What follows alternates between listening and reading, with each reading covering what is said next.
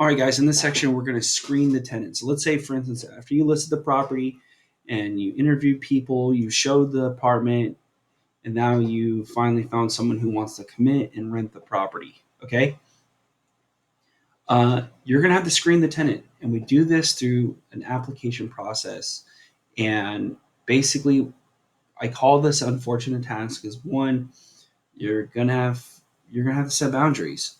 And I call it also the unfortunate task because they're gonna have to pay for the application.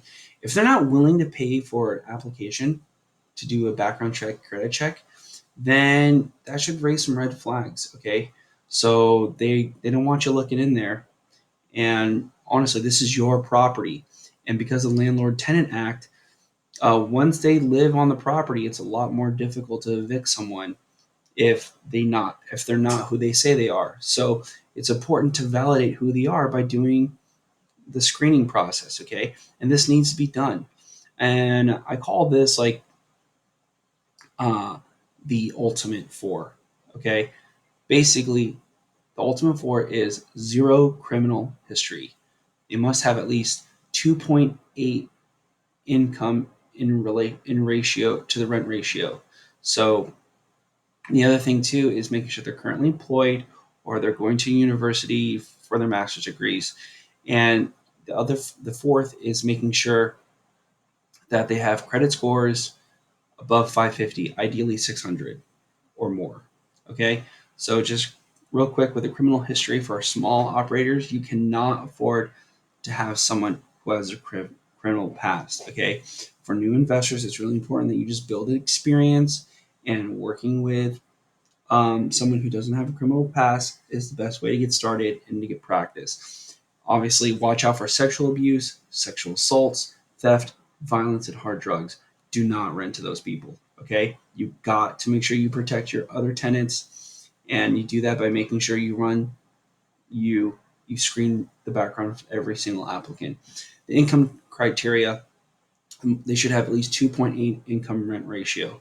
So if they're currently employed, get an offer letter, get a pay stub. Okay, if they send a screenshot of it, that's great. You could even have them connect you on LinkedIn. That's great. If they're uh, currently at the university or a trade student, um, get those things checked. Now, this is kind of like my magic range where I never do anything less than 550 ever, especially if you're starting out. Ideally, like I said, 600 uh, credit score or more. Uh, if they have 550 and no criminal records and no late payments in 12 months, then you should be good. Okay, like if they don't have any late payments left 12 months, but their credit score hasn't gone up because they haven't paid off a lot of their debts, I would probably give them the chance because you would know very quickly whether they've been paying their bills in the last 12 months, according to the background check.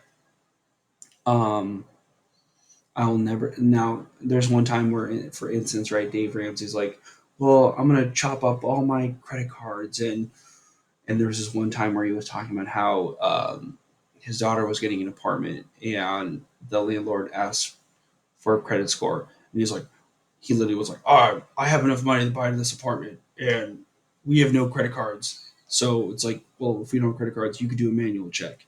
And I'm like, forget it. Like, I'm not going to do a manual check. Okay, if the software and the background check isn't going to, if you don't have a credit score, like, I'm sorry, I'm not going to rent to you because I have no way to validate whether you are faithful in making your payments and paying off your debts.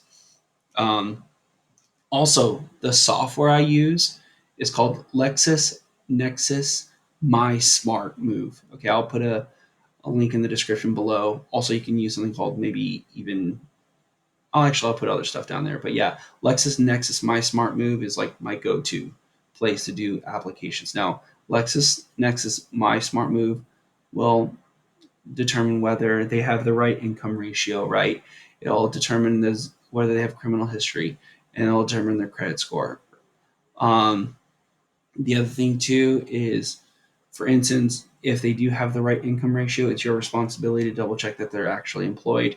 The other thing too is, let's say, for instance, you are renting out a guest house and you're like, you know what, this person's going to rent a guest house that's really right next to my house, and I want to make sure that they're going to take care of the unit. How do I know that they're going to take care of the unit?